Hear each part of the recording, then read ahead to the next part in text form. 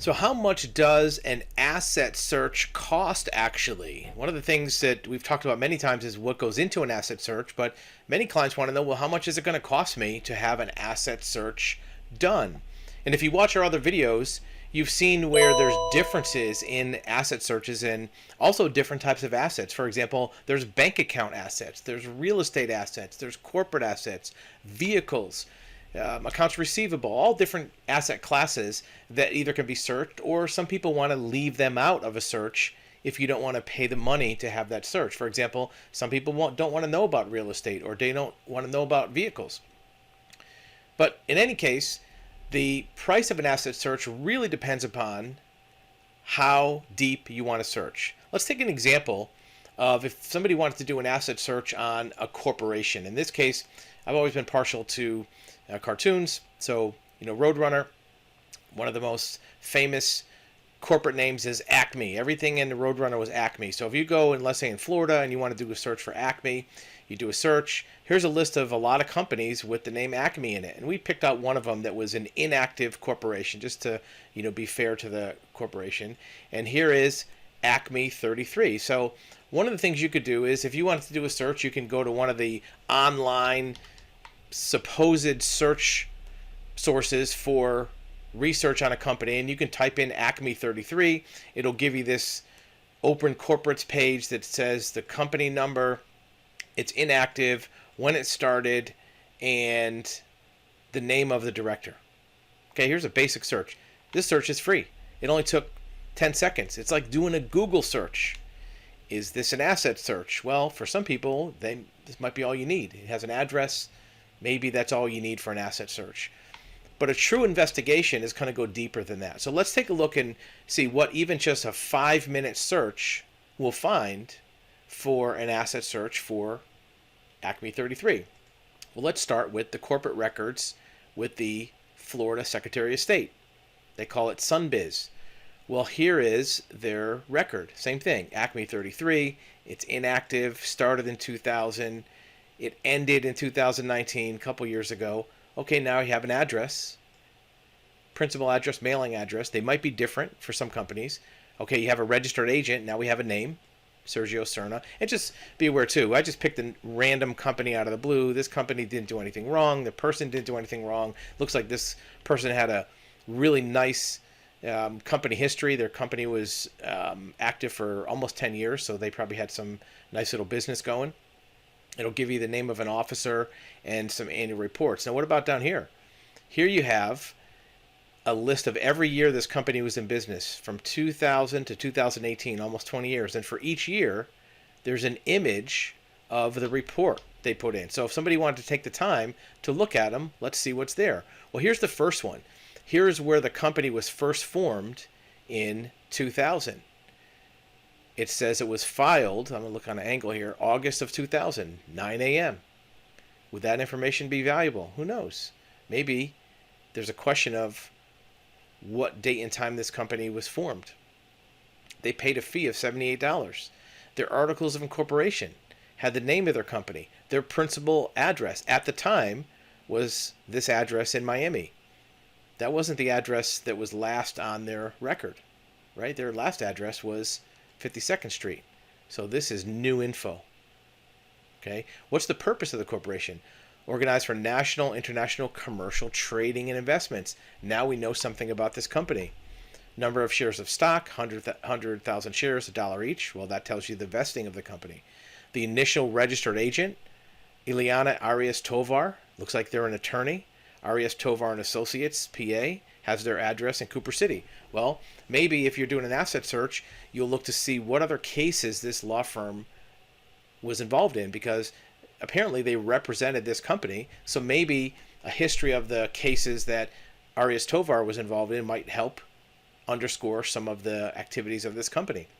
Again, nobody here did anything wrong. We're just using it as an example because their name is Acme. The initial directors were Sergio Cerna and Lope Cobena. Now you have another name.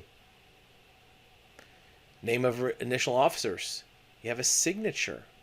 So you can match up signatures and other documents. This one was filed half an hour later in August.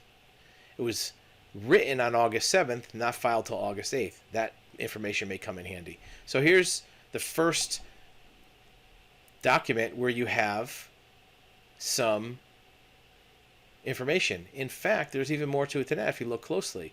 This was a document that was faxed. I don't know if anybody here remembers fax technology. Before email, you used to scan a document and send it by a fax machine. Well, the header on this fax machine shows on 8/7 at 5:49 p.m. it was sent from Center Suites. Well, that kind of sounds like the address here, Center Building. So that gives you some information about where it is. It also has a phone number, 954-437-7916. If you looked at that phone number, maybe that's associated with other businesses. You're not going to get that by this quick, easy online Google search for Acme 33. This is going to take a couple minutes of research. Page 3 of 3. Right? So just on this one document, spending 2 or 3 minutes, we found a few things. Now that's one of, how many? 20 documents. Let's look at another one. Here's a document that was recorded in the 2007 annual report. Same registered agent, the attorney. He's got the same address. Now you have a director, Sergio Serna, new address, 7837 72nd Avenue. That address didn't exist before, so they might have moved. I also don't see the name of this other person anymore. Where's the person's name? Lope Cobania. So for whatever reason, they're not listed on this document. Doesn't mean anything wrong. It just means that something changed in the corporation. Has their FEI number. That's kind of like the Social Security number for a business. Has the date and time that it was filed. They filed it right on time. 6/8. Same date of the original recording, $150. Has a signature of a different person. This is of actual Sergio Serna, not of the attorney. It has a phone number, daytime phone number. So looking at two documents, we have signatures, phone numbers, fax numbers, addresses. This is an asset search. This isn't just an electronic plug it in. Let's take it a step further. What happens if, well, let's look at another one. This is 2017 filed. Corporation Annual Report. New address in Doral. New name. Registered agent now is Castillo Felix. And who knows? It sounds like those names are transcribed. The last name is supposed to be here. This looks like a first name, so it may be typed wrong. You want to double check that, and if you're going to search that name, make sure you try it both ways. In a different address, 10130 Northwest 41st Street in Doral. Different than the mailing address. Same officer and director. Signature on 4/26/17. So let's take a look and see what records are available for the person. Well, let's look in the Miami-Dade County recording for that name. Sergio Serna. There's dozens of documents here. Dozens and dozens of documents. If we looked at each one of these, let's take a look at one example to see what might be there. Here's one. This is a notice of commencement. This is where the person hired a contractor to do work, interior remodeling, it says, at an address 52nd Street in Doral. Owner, same as above, has the name of the contractor, Design Builders. That might be a place to look for assets. Has the name of a notary who notarized this form in 2012. Anybody recognize that name? Felix Castillo. So here you have somebody who notarized a form for Sergio Serna in 2012. It's the same name that was on a corporate document, registered agent, for 2017, 5 years later. What are the chances that it was just a random notary that they went into the UPS store to have notarized something? It's very likely there's an association because 5 years later, they notarized a form for this person. Maybe it's somebody that works in the company. So what did we spend? 7-8 minutes? We looked at 3 or 4 documents and we found a lot of valuable information. There are still, well, there's 2 pages here of all these documents that could be looked at on the recorder side, there's also a list of 20 documents in the Secretary of State's website. So we already have 30 documents that we could go through to find addresses, assets, activities, signatures, phone numbers, emails, just on the first layer of information.